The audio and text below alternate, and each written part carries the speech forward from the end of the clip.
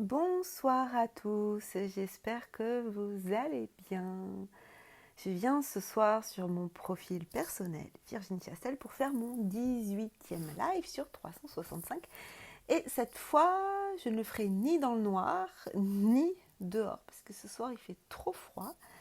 Donc je me suis isolée dans la chambre de ma belle-fille qui n'est pas là en ce moment. Donc si vous entendez des cris à côté, en fait c'est mon fils qui est...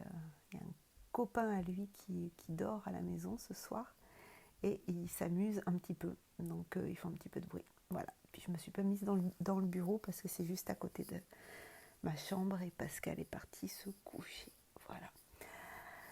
Alors, de quoi je voulais vous parler ce soir? Je vais voir déjà qui se connecte.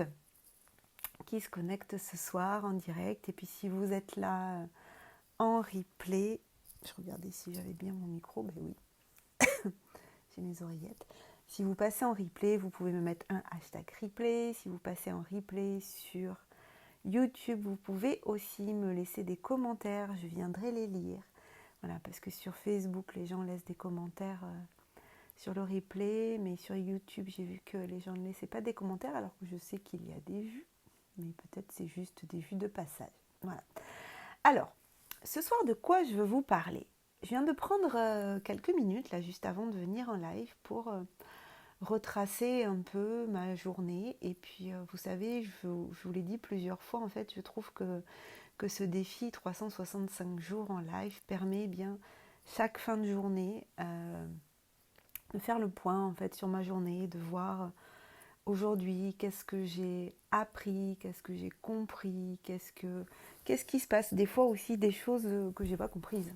Voilà. Et ça arrivera souvent, ou des choses aussi, des fois où je me dis, ben ça, je vais me le mettre comme objectif, et puis on verra dans 365 jours ce que ça donne, etc. Euh, Aujourd'hui, alors ce matin, j'ai passé un bon moment avec Laetitia, qui est souvent là en live ce soir. Je ne sais pas si tu es là, Laetitia. Mais je ne vais pas vous parler tout de suite de pourquoi on s'est rencontrés en visio. Je ne vais pas tout de suite voilà, vous dévoiler parce qu'il y a d'autres personnes qui doivent être au courant avant vous, en fait. Euh, Juste vous dire que ça a un lien avec le congrès de l'écologie relationnelle. Voilà, juste vous dire ça, que ça a un lien, mais je ne vais pas tout de suite vous en parler. Ce dont je vais vous parler aujourd'hui, ce dont j'ai envie de vous parler, et peut-être vous l'avez vu dans le titre du live ou pas, j'ai marqué viser l'excellence. Alors visez pas EZ, hein, je ne vous donne pas d'ordre, hein, vous faites ce que vous voulez. Mais je vais vous partager en fait ma vision des choses. Alors on pourrait se dire, oh là là, mais c'est du perfectionnisme, c'est vouloir être parfait. Et c'est rien de tout ça en fait. Viser l'excellence, ça a vraiment un lien avec ce que je vous ai partagé l'autre jour, qui est de ne pas diminuer ses rêves, de ne pas diminuer sa lumière, voilà, d'aller... Je ne sais pas comment vous le dire en fait, parce que vous savez, il y a des choses, des fois on les ressent, mais il n'y a pas forcément de mots qu'on peut mettre dessus. Mais pourquoi je vous en parle aujourd'hui? Aujourd'hui, donc, pour ceux qui ont suivi les derniers épisodes, j'avais perdu en fait, j'avais supprimé malencontreusement les fichiers du bonus pour ma formation interview wow. Alors, qu'est-ce que c'est la formation interview wow? C'est une formation qui vous apprend à réaliser des entrevues qui déclencheront un effet wow, autant chez la personne que vous interviewez que chez les personnes qui vont la regarder. Et donc, c'est une formation qui vous permet de vous différencier. Si vous êtes entrepreneur, si vous êtes sur le web, c'est vraiment, sans prétention, la formation qu'il vous faut. Et pourquoi je peux dire ça aujourd'hui, et vraiment quand je dis sans prétention, c'est parce que sur cette formation, j'ai visé l'excellence. J'ai visé l'excellence et par le contenu que je partage et par les bonus que j'ajoute. Et donc, aujourd'hui, j'ai travaillé sur les bonus que j'ai tournés avec Aurore Leroux sur la confiance. sur comment on se met dans un état de confiance avant de réaliser une interview, comment on met l'autre dans un état de confiance, donc par co-régulation. Et donc je reprenais en fait, je réécoutais, alors quand je coupais en fait, si vous voulez, j'ai pas fait de montage particulier, mais j'enlevais comme on l'a tourné en fait en présentiel, donc le temps que je branche l'enregistrement, donc je lance l'enregistrement, on s'installe, tout ça, etc. Donc il y a des parties à enlever au début, à la fin, puis il y a des petites parties rigolotes, donc je suis en train aussi de les extraire pour faire un petit une sorte de bêtisier, enfin c'est pas vraiment un bêtisier, mais vous voyez ce que je veux dire, quoi, le making of. Euh, et je trouvais ça bon. Je trouvais vraiment ça bon, en fait, ce qu'on a enregistré. Je me disais, waouh, c'est quand même du lourd, quoi. C'est quand même du contenu qui est à haute valeur. Ce qu'on a partagé, vraiment, ça peut créer une différence. Alors déjà, tout ce que j'ai partagé, moi, dans la formation, je trouve que ça peut vraiment créer une différence. Aurore, avant qu'on tourne ce bonus, elle avait regardé l'intégralité de la formation. Alors, c'est une formation qui est assez courte en durée, puisque tous les modules que j'ai tournés, il y a à peu près 2 heures, ouais, je crois que c'est ça, 2 heures de vidéo. Là, avec Aurore, je ne sais pas, il y a peut-être 1 heure de plus. Et puis après, il y a ceux avec Maëva, Maëva Michel, sur tout ce qui concerne la voix. Et je trouvais, en réécoutant, que j'étais assez fière quand même, assez fière de ce qu'on a tourné, assez fière de ce qu'Aurore nous a partagé. Hein. Je ne suis pas allée chercher non plus n'importe qui, vraiment des gens qui ont une belle expertise et puis avec qui je connecte vraiment, avec qui j'ai des belles relations. Et, euh, et c'est ça en fait, c'est-à-dire que si vous êtes entrepreneur, si sur le web ou pas d'ailleurs, l'idée c'est vraiment de se dire, si moi j'étais cliente, est-ce que j'achèterais ma formation? Là, aujourd'hui, je peux vous dire que oui. Si j'avais pas si j'avais pas cette expertise sur les interviews, est-ce que j'achèterais ma formation? Oui, je l'achèterais. Parce que vraiment, j'ai visé l'excellence. J'ai visé l'excellence. Hop, 1, 2, 3, je vais pas y arriver. J'ai visé l'excellence pour moi et je vise l'excellence pour vous et je vise l'excellence pour le monde. Pourquoi, en fait, je vise l'excellence pour les interviews, par exemple? Parce que je trouve que sur le web, aujourd'hui, n'importe qui peut faire une interview. N'importe qui. Il suffit juste d'avoir une personne qui accepte qu'on l'interviewe et, euh, et on se donne rendez-vous et on fait une interview.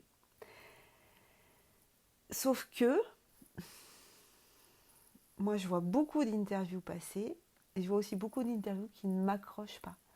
Je vois beaucoup d'interviews des fois qui mettent limite mal à l'aise. Je vois beaucoup d'interviews, on est mal à l'aise parce qu'on voit la personne interviewée mal à l'aise. Je vois aussi beaucoup d'interviews où je ne comprends pas le sens de l'interview. Je vois aussi beaucoup d'interviews où l'intervieweur, ne met pas en valeur l'interviewé. Je vois beaucoup d'interviews où en fait, je ne sais pas quelle est l'intention. Des fois, j'ai l'impression que parce qu'on nous a dit oui, pour augmenter votre visibilité, allez faire des interviews, c'est ce qui marche, et puis allez interviewer des gens qui ont des grosses communautés, comme ça va booster la vôtre, tout ça. Et je me dis, mais c'est tellement dommage de fonctionner comme ça et de se dire qu'on va aller utiliser l'autre pour se mettre en valeur, alors que pour moi, une interview, interviewer quelqu'un, c'est le mettre en valeur lui. Et par ricochet, ça va nous mettre en valeur. Mais pour moi, le point de départ d'une interview wow, d'une interview impactante, ça part de nous, mais pour mettre en valeur l'autre, pour mettre en valeur son message, pour avoir un impact sur le monde, pas pour faire grossir de manière égoïste sa communauté, son audience, sa visibilité. Je vois beaucoup d'entrevues en ce moment non préparées et j'ai un avis sur cette question-là, en tout cas, moi c'est ma façon de fonctionner. je pense qu'on peut faire des interviews non préparées quand on en a déjà sous le capot, en fait, quoi. Quand on en a déjà fait beaucoup et qu'on a certains automatismes qui se mettent en place. Oui, on peut faire des interviews dans le flow, mais à mon sens, on peut se permettre le flow quand on est déjà un expert.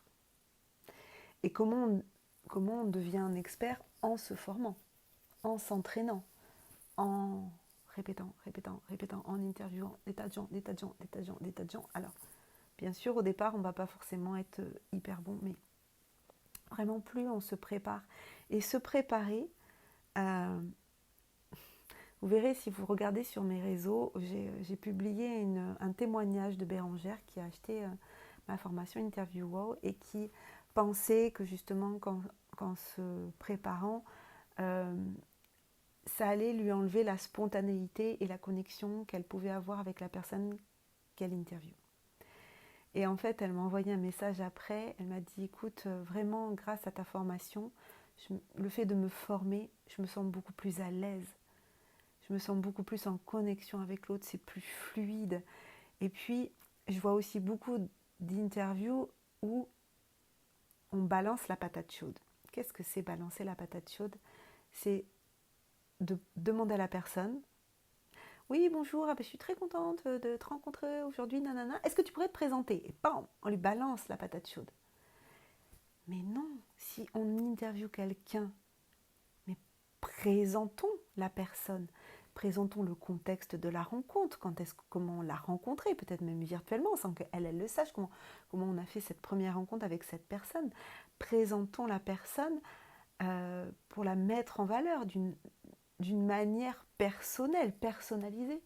Parce que quand on demande aux personnes de se présenter, si vous interviewez, je pense à François Lemay, là par exemple, tout d'un coup, mais je ne sais pas combien de fois il a répondu à des interviews, mais il doit en avoir marre de se présenter, qu'on lui demande de se présenter.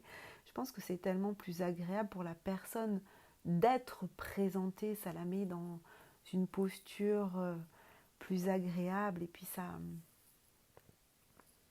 crée une autre dynamique. Et donc c'était ça que je voulais vous partager ce soir.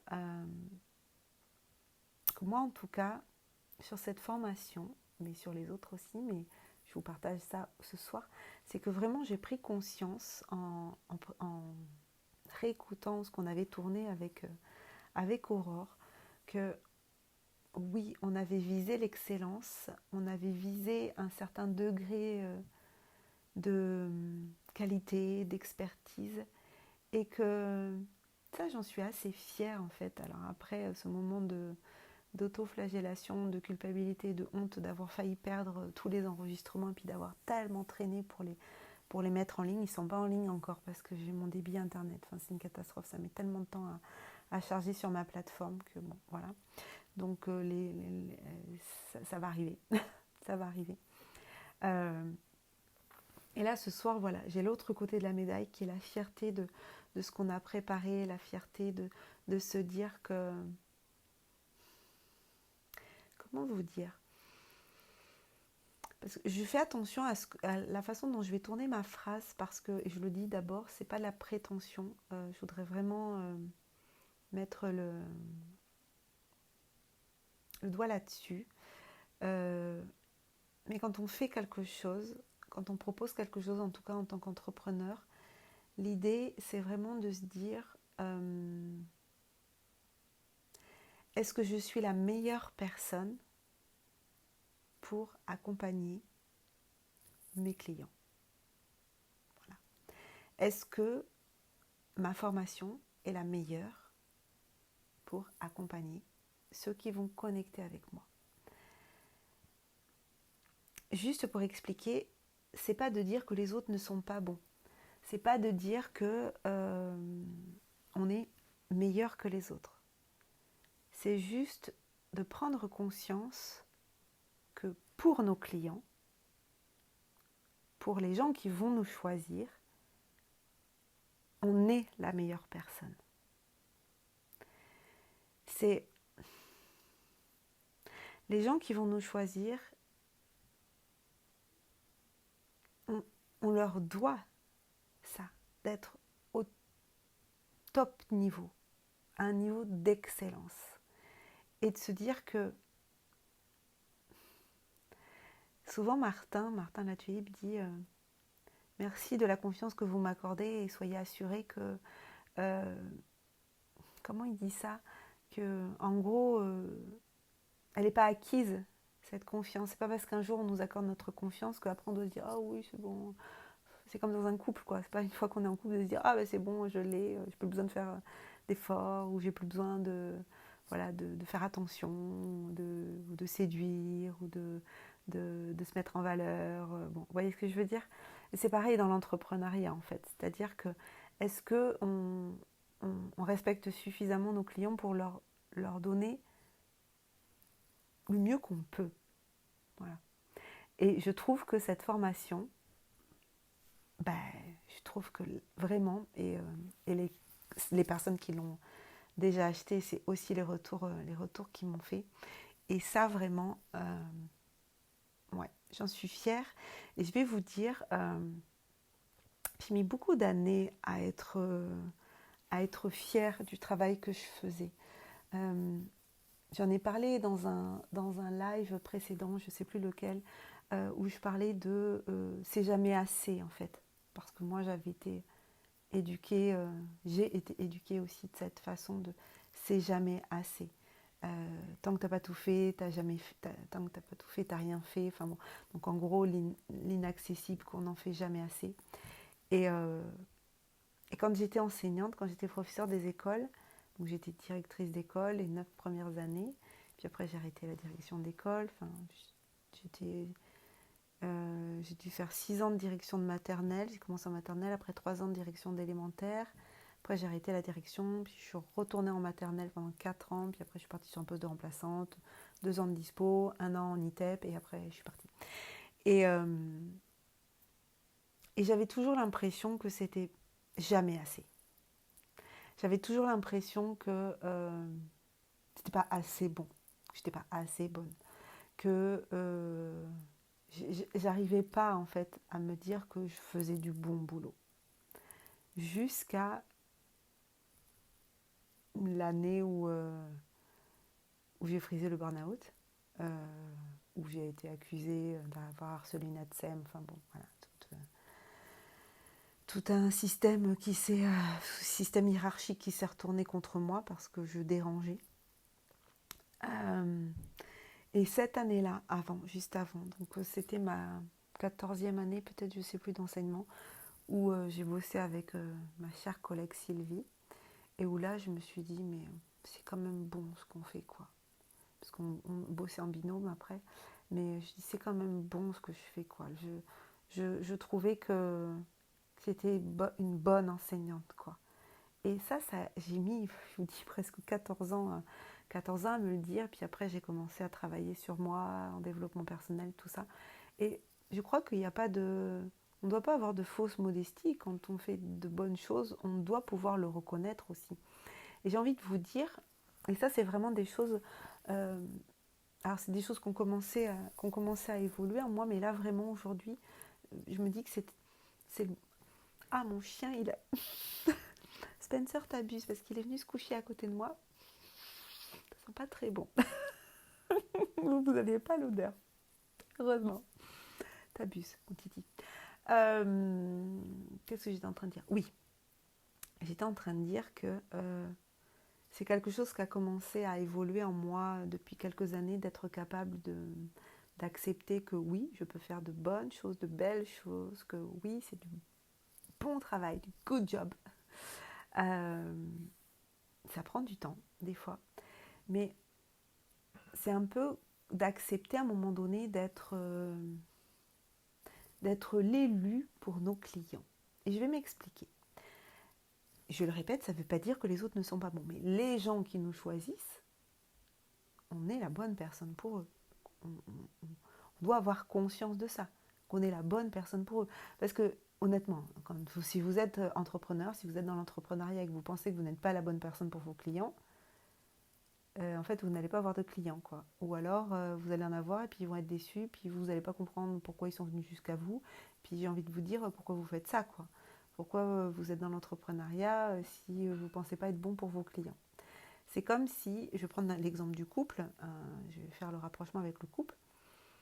C'est comme si vous êtes avec quelqu'un, votre conjoint, mari, femme, peu importe, et puis vous vous dites, vous lui dites, bah non, je suis pas la bonne personne, non, je suis pas la bonne personne pour toi.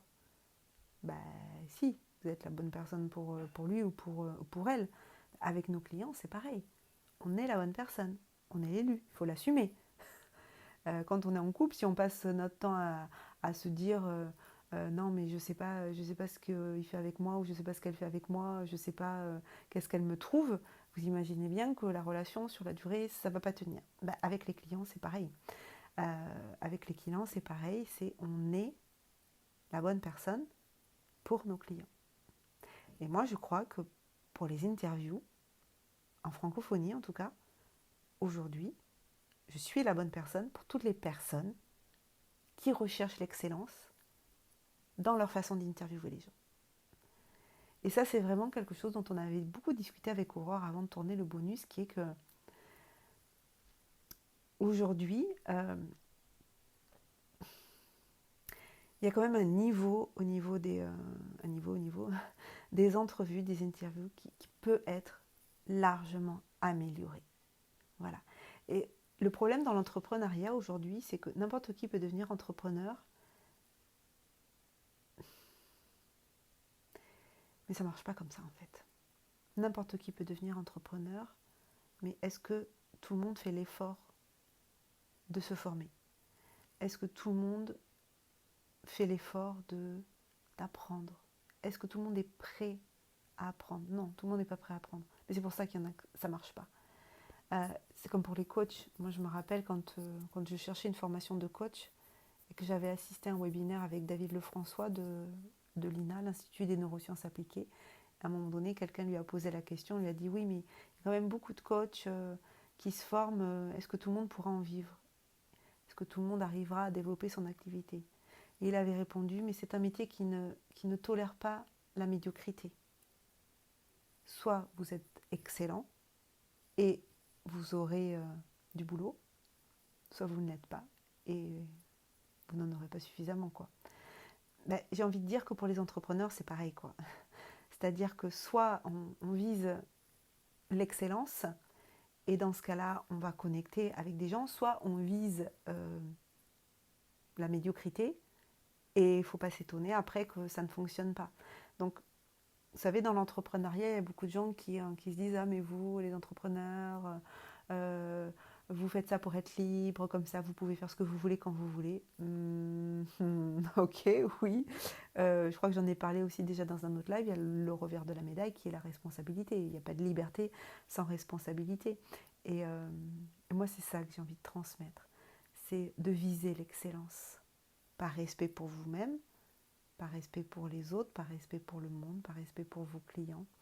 Et c'est vraiment ça que j'avais envie de vous partager ce soir quand je reprenais les vidéos de la formation Interview Wow. D'ailleurs, j'ai d'autres témoignages à monter, à faire des montages de témoignages parce que je pense que vraiment, ce qui compte, c'est le retour des clients. Et moi, je suis vraiment très contente. J'étais très fébrile quand j'ai lancé la formation. Je l'avais mise en pré-vente fin avril et puis elle a été livrée, je crois que c'était mi-mai. Et le premier jour où la formation a été livrée, les clientes qui l'avaient achetée en pré-vente, quoi, eh bien, voilà, j'étais très, très curieuse de savoir le retour et puis il y a eu des super retours, donc ça m'a fait vraiment plaisir. Donc voilà, j'ai envie de vous dire, vivez vos rêves, vivez-les de manière authentique, de manière alignée, de manière connectée. Et puis je viendrai vous parler, je pense, la semaine prochaine de ce rendez-vous que j'ai eu ce matin avec Laetitia, parce que j'ai trop hâte parler de cette nouveauté qu'il va y avoir dans le congrès. J'en dis pas plus, voilà, parce que les conférenciers, ils sont pas au courant encore. Donc, je voudrais quand même leur dire à eux avant de vous le dire à vous. Je vous souhaite une très très belle soirée, une belle nuit. Je vous retrouve demain soir. Demain soir, oui, si, demain soir. Ou un peu plus tôt, je sais pas. J'ai une visio à 20h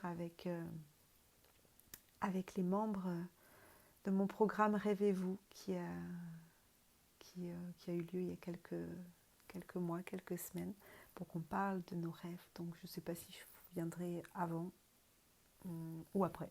Possiblement que je vais venir après. Je ne sais pas si ça se dit possiblement en français en fait.